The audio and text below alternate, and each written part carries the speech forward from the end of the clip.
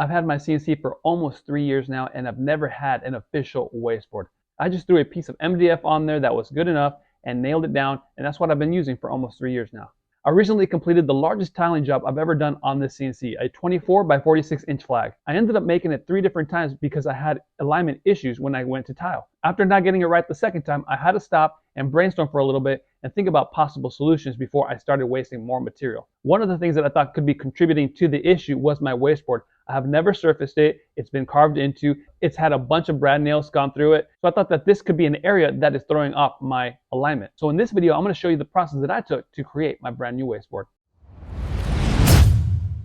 Hey, what's going on, guys? This is Edgar with AE Timber and Pine, and in this video I want to share with you the process that I took to be able to make Ben Meyer's wasteboard. Because it is my very first official wasteboard with an official clamping system, I didn't want to go through the trouble of creating one, and to be honest with you, I just didn't know where to start, so I figured why not just purchase a file ready to go and not waste too much time trying to figure it all out. I ended up purchasing Ben's files for 3 reasons. Reason number 1 was because the SVG file was already created, and also the C2D file was created, so all I had to do was plug and play. The toolpaths were already set up for me. Reason number 2 was because in his tutorial video, he is using a shapeoko 3XXL, which is what I'm using myself, so I just figured it'd be a lot easier to follow along since he's using the machine that I'm using currently. And reason number 3 was because there was fear within me because I did not know how to create this file. I did not know what the process was to create it, but after going through this process, I can see now that it's not that difficult. So in the future, I think I'm going to create my own wasteboard file that is more dedicated to what I needed to do. Because I did purchase the file and I did not create anything, not even the toolpath, I'm not going to be sharing that in this video. I know typically in my videos, I like to show you how to create something and then I show you the toolpath that I use to be able to get the outcome, but not in this video. If you want the files, I'm going to have them linked in the description below. You can purchase them from his Etsy shop if you'd like. With all that being said, guys, let's go ahead and jump into the very first part of this video. Before even starting anything on my new wasteboard, I decided that I would cut out the clamps that I'll be using on the new wasteboard. I did this because my old wasteboard was already beat up and I didn't want to carve into the brand new wasteboard. So my first tip is carve your clamps or anything else that you want to carve out before starting your new wasteboard. MDF is extremely messy, so make sure to wear your mask. And dust collection is my next improvement on my CNC setup. I have a shapeoko 3XXL and the cutting area is approximately 33 by 33 inches. And I cut my wasteboard down to 32 inches per Ben's suggestion. After I completed this whole wasteboard process, I came to find out that the actual cutting area that's on top of the CNC was not 33 by 33. Part of that 33 by 33 cutting area is actually going to be in front and over the front rail. So the cutting area that is actually on the CNC is not 33 by 33. The majority of the time, we're going to be securing our material on top of the CNC wasteboard that is on the CNC footprint. So I think in this design, there is a little bit of a cutting area loss. So let me know what you guys think if I'm thinking about this correctly, because again, some of the cutting area is in front of the CNC and not on actually the table. With my wasteboard cut to 32 by 32, I made 3 alignment marks. The first alignment mark is on the stock wasteboard at 21 inches, which is the center of the machine. On the 3XXL, the width of the machine is 42 inches. The second alignment mark is a notch on the front rail of my machine at the same location as the first mark. I just used the mark on the stock wasteboard to make the mark on the rail. I ended up using a box cutter to make this mark. The third alignment mark is on my supplemental wasteboard at 16 inches, which is half of 32. Because the stock wasteboard does not go flush to the front rail, when pulling the supplemental wasteboard forward all the way to the front, you won't be able to see if your lines are matching because you're going to cover the line on the stock wasteboard. So this is why the notch on the front rail is important. It is your reference mark that you're centering the supplemental wasteboard to the stock wasteboard, or in other words, the machine itself. Once the wasteboard was centered, I used brad nails in the 4 corners to secure the supplemental wasteboard. With the wasteboard secured, it was now time to run the file. One thing to note, in Ben's wasteboard video, he suggests to use the center for your X and Y zeros. I don't have a long enough straight edge to do this, and also my front right corner was chipped, so it may not have been an accurate measurement anyways, even if I had a straight edge that was long enough. I had no issues using the left hand corner for my X and Y zeros. When setting my X and Y zeros, I like to put the center of the end mill right over the corner. I imagine an imaginary line running right through the center of the end mill, and I try to get that imaginary line right over the corner of the material. And for my Z zeros, I use the paper method.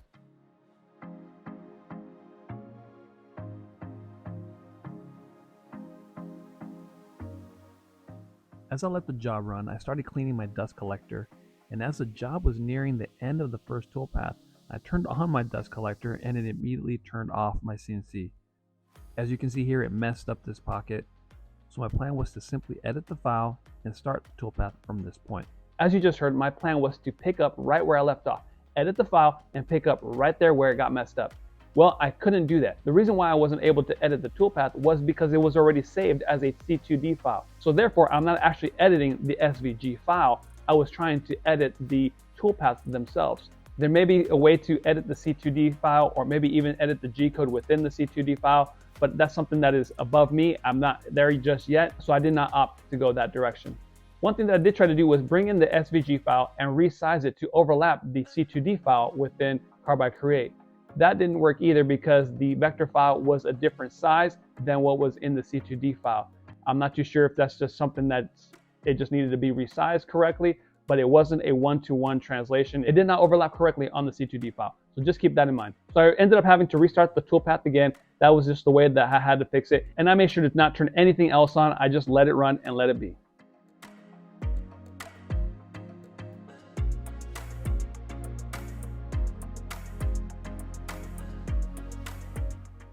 Once the job was complete, I removed the supplemental wasteboard and turned it over, and not surprisingly, the holes for the bolts did not go completely through. So I used a 1564 bit to complete the pockets for the bolts. It's just what I had laying around and it happened to be 1564s. I had no idea that was the size. Once I had the holes completely pocketed, I took the wasteboard back to the CNC and aligned it correctly. Because I didn't have T-nuts for the entire board, I wanted to strategically place them, so I used a flag for reference and also a larger flag that will be tiled to make sure I had T-nuts available for securing these sizes. Once I had the flag sizes marked on the wasteboard, I started hammering those in. 1 to 2 good strikes was more than enough to get these secured into the MDF.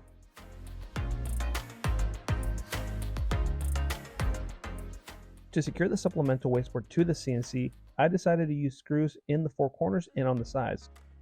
I then used a countersink bit to allow for my screws to be countersunk so that they would not get hit by any bit that I'm using when I'm running a job. When I finally went to secure the wasteboard, I drove in my first screw and that pulled the wasteboard away from my mark. So I ended up taking that screw out, realigning the wasteboard, and then using 2 brad nails to hold it tight while I screwed the wasteboard down.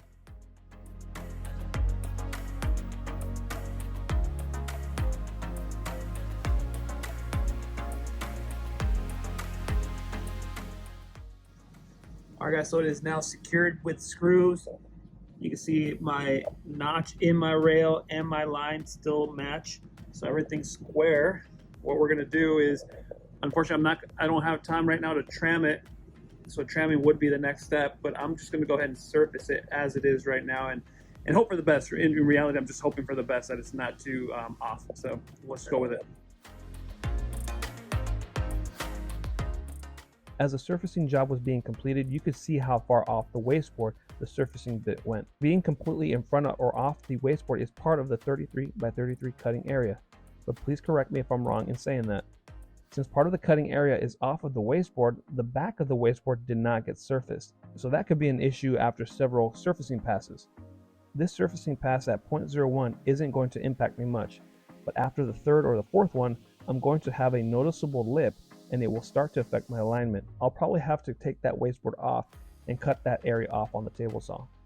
Here's a good place to stop for a quick tip. When I first started carving the pockets for the T-nuts, I did make a mark on the left-hand corner stating left-hand corner. But what I didn't take into consideration is that once that left-hand corner is flipped, it is now going to be the bottom right-hand corner. So I didn't pay attention to my own notes, and I didn't notate it correctly. So when I placed it onto the wasteboard, it was placed incorrectly. So I had to remove the wasteboard, lift it up, and rotate it to the correct orientation. Let's go ahead and take a look at a video clip on that. I realized while I was trying to make my fence work, it wasn't lining up correctly because these straight edges here, or this straight line, is actually supposed to be on the side. I need this here, these ones with the extra holes here, to be on the bottom. And I should have known, because I already have a line right there. So what I need to do is I need to pop it up and reorient it. And that's just a mistake that I made. I just wasn't paying attention. I got excited. And so now we got to lift it up and just put it correctly. Included in Ben's files, if you get the whole complete pack, is the fence that he created. I went ahead and carved the fence out as well, and as I was securing it, I quickly realized that this fence was not going to work for me. I did do a quick test of the clamps to make sure that they worked. They worked great, but the fence did not work specifically for what I need to use the fence for. Hey guys, so one thing that I've noticed is that when I use the bolts with the washers, it does not feed through and it does not tighten correctly. So let me go ahead and show you what I'm talking about here real quick. So it almost doesn't want to grab the threads underneath. Okay, so that's the issue.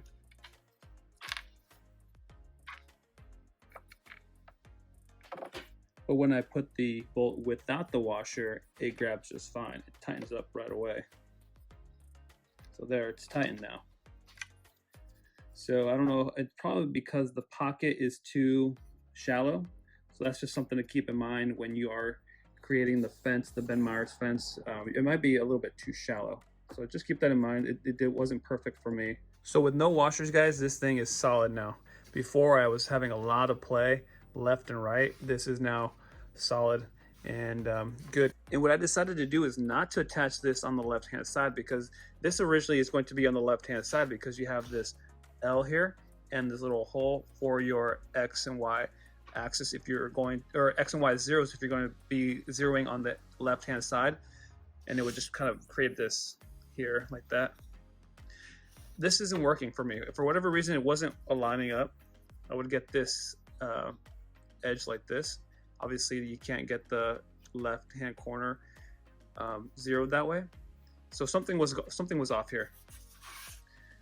And I also am going to be tiling a lot, so this is not going to work for me. This left hand corner L here that's going on, it's not going to work. I have to have a straight edge only on the left hand side, and I might have to come up with my own lower L here, or lower fence here on the bottom side. So just keep that in mind. If you are going to tile, you're going to want to have a straight fence here on the left hand side rather than the L.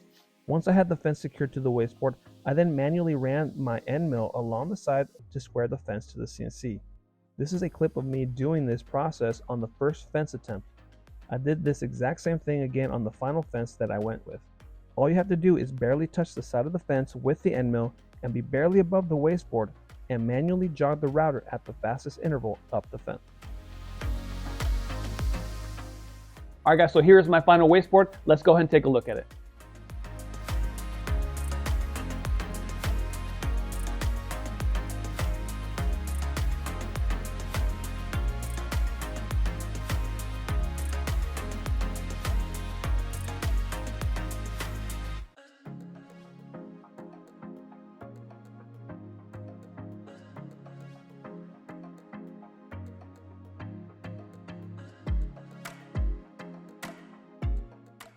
Before wrapping up this video, guys, I do want to leave you with 4 tips that I think will help you if you decide to do this wasteboard or any other wasteboard. These are just tips that you should keep in mind when you're making your own wasteboard.